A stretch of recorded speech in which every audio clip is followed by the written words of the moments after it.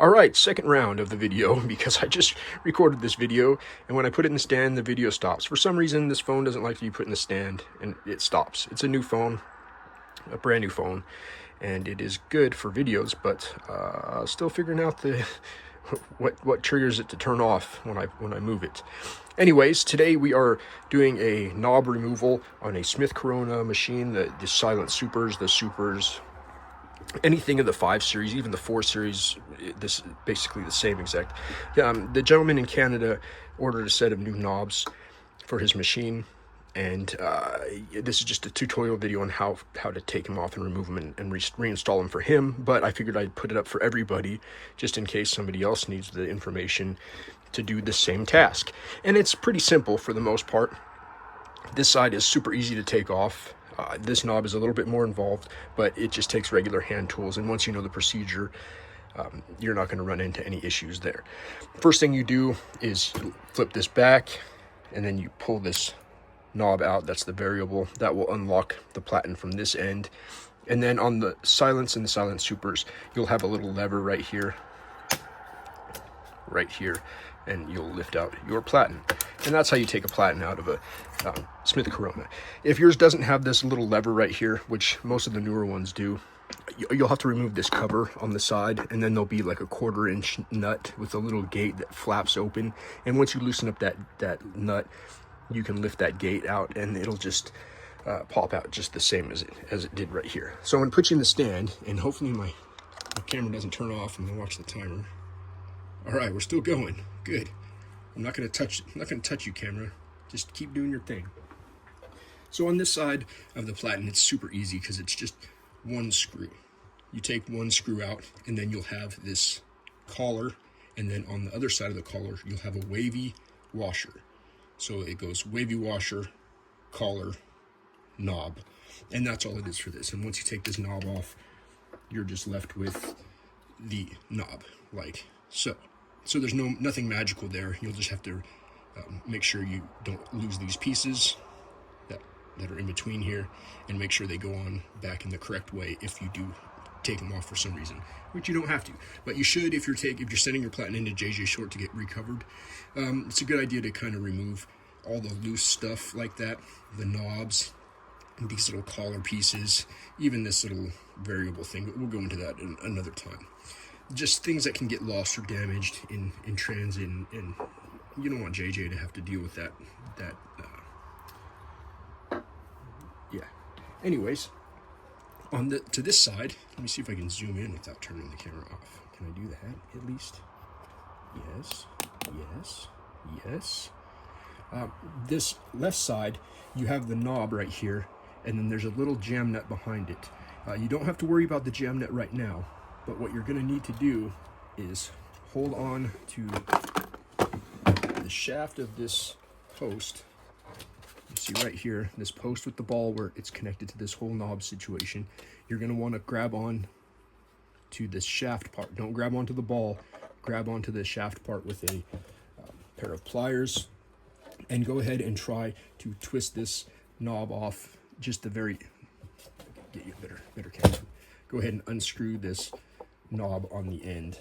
And if for some reason these pliers are slipping, so I'm going to get a different set of pliers to hold onto this shaft, like so. And then we'll twist. And sometimes it's tough to get that off. So what I'll do is I'll get another set of pliers, and I'll put something protective over it, like a towel, just so I don't scratch up that knob. If you're not really worried about it, it won't scratch it up anyway. Take another set of pliers and find the knob. I'm trying to do this on camera here, guys. Be patient. And then you're going to want to just kind of turn it until you can get that loosened up. I'm going to go ahead and do it without the cover because I'm doing it for time, and this is a parts machine, and I have tons of these little knobs. But yeah, you'll just turn this bell knob at the end there until it loosens up, and then that will unscrew like so, and then you'll be left with the bell end cap right there. Now you can go on to this jam nut, and it'll just unscrew. It's just there as like a secondary to keep everything together, but it doesn't really, it's not tight on anything, so it just comes off with your fingers. You still can't take this knob off, but you can take this shaft out. Just don't lose it. Remember, it goes back in there, and it's held in by the bell end. Excuse my British slang. And then on the other side of this knob, there'll be a couple of, or there should be, anyway, not on this machine. This is a later Smith Corona Classic. But if you look down in this area right here, the shaft of the actual knob, there will be 2 set screws like so. And you loosen these set screws, and then this knob will just go ahead and slide out. And then you'll replace it, and then go ahead and do the reverse removal, which is put the little nut back on it, and then the bell end. And that's it, guys. That's how you swap out knobs. For some reason, all the white machines I get have cracked knobs on the right hand side, so I frequently have to color match. These are green knobs. I have a bunch of green knobs, and I just have to paint them to match the Smith Corona off-white color, and it's a fairly accurate reproduction. It matches the machine pretty well, and they're clear coated and they're protected, so they'll last forever. But where'd that platen go? You can see this one's cracked, and that's just how it goes, man. People throw these in the cases, and the carriages like to slide around. They don't.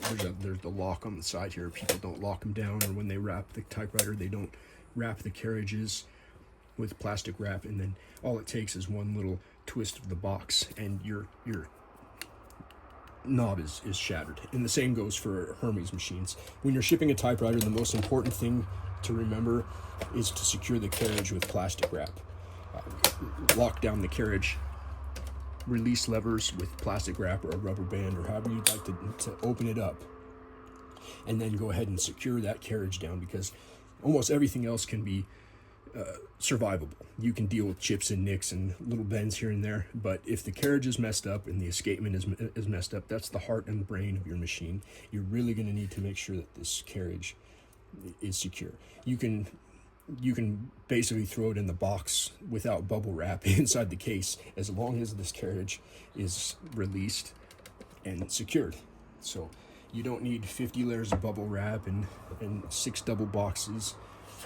It's just not the reality of the situation. I get hundreds of typewriters in a year, and while doing those extra steps never hurts anything, generally the only issues I ever have with shipping is when the carriage is not firmly situated. So guys, hope you have a good week, and this is just a quick video. Actually, it's not quick, it's a really long video on a really simple subject, but sometimes we just have to talk, and I haven't talked today.